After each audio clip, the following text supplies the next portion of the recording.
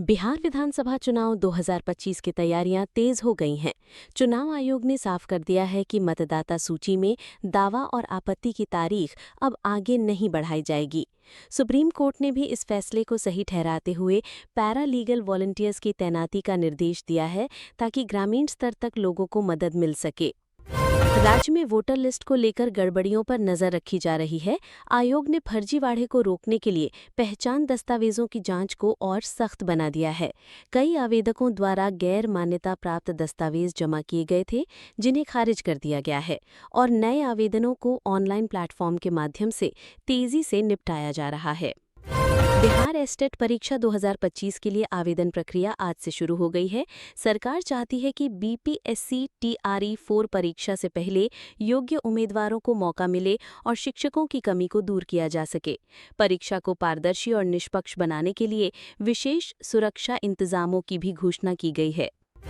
बिहार विद्यालय परीक्षा समिति ने मैट्रिक परीक्षा 2027 के लिए आवेदन की अंतिम तिथि को 15 सितंबर तक बढ़ा दिया है। हालांकि फीस जमा करने की डेडलाइन 12 सितंबर ही रखी गई है। बोर्ड ने सभी स्कूलों को निर्देश दिया है कि कोई भी छात्र नामांकन से वंचित न रह जाए।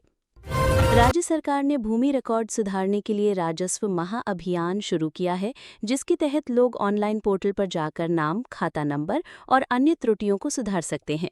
इस अभियान का मकसद है कि आम जनता को जमीन से जुड़े विवादों और परेशानियों से राहत मिले। मुख्यमंत्री नीतीश कुमार ने सिवान जिले में 558 करोड़ रुपए की लागत से बनने वाली सड़क और बिजली परियोजनाओं का शिलान्यास किया है। उनका कहना है कि इन परियोजनाओं से लोगों को प्रत्यक्ष लाभ मिलेगा और स्थानीय स्तर पर रोजगार भी बढ़ेगा। विपक्ष ने इन विकास योजनाओं को चुनावी स्टंट करार दिया और कहा कि चुनाव से ठीक पहले की जा रही घोषणाओं पर जनता भरोसा नहीं करेगी। हालांकि सत्ताधारी दल का दावा है कि विकास की रफ्तार पहले से तेज हुई है और जनता इसका फायदा देख रही है। राजनीतिक हलचल भी तेज हो गई है। मुख्यमंत्री नीतीश कुमार का नया मास्टर स्ट्रोक चर्चा का विषय बना हुआ है।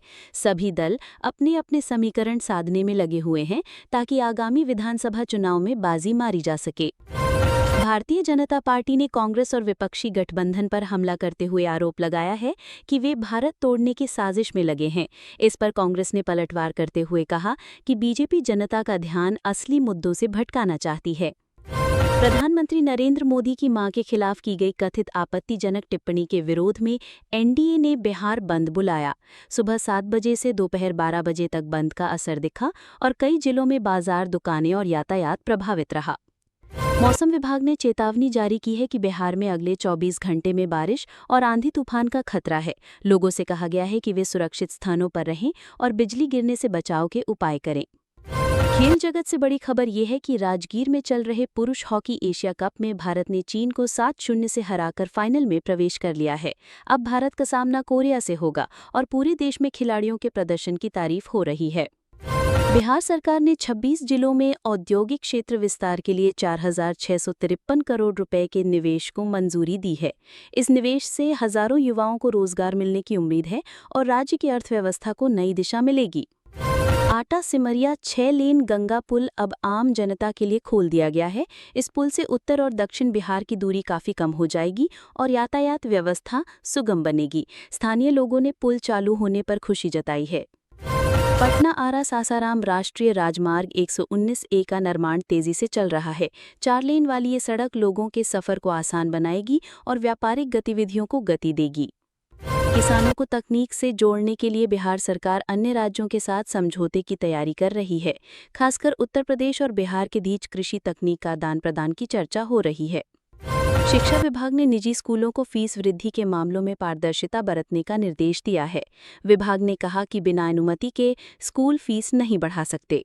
पटना विश्वविद्यालय में छात्र आंदोलन जारी है। छात्र बेहतर सुविधाओं और पारदर्शिता की मांग कर रहे हैं। विश्वविद्यालय प्रशासन ने छात्रों से बातचीत शुरू की है। भागलपुर में गंगा का जलस्तर बढ़ने से बाढ़ का खतरा मंडराने लगा है। प्रशासन ने अलर्ट जारी किया और तटवर्ती इलाकों में रहने वाले लोगों को सतर्क रहने की सलाह दी है। मुजफ्फरपुर के लीची किसानों ने सरकार से न्यूनतम समर्थन मूल्य तय करने की मांग की है। किसानों का कहना है कि उचित दाम नहीं मिलने से उनकी स्थिति कमजोर हो रही है। गया में पर्यटन सीजन की तैयारी शुरू हो चुकी है। बोधगया में होटलों और गेस्ट हाउसों की बुकिंग तेजी से बढ़ रही है। विदेशी पर्यटक भी आना शुरू हो गए हैं।